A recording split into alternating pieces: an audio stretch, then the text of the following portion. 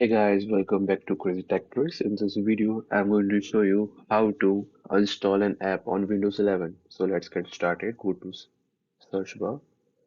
Now click on the settings. Now go to apps. And now you can see here installed apps. Click on it. Now find the app which you want to install. So for example, I want to install my WhatsApp application.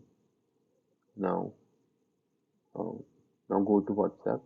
Now, as you can see here, three dots. Click on it. Now click on Install option here. Click on Install.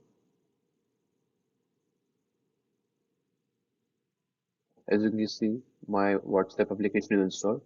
So guys, this was the easiest way to install any application on Windows 11. I hope you like it. Thanks for watching. Comment down for any query. See you in next video. Bye bye.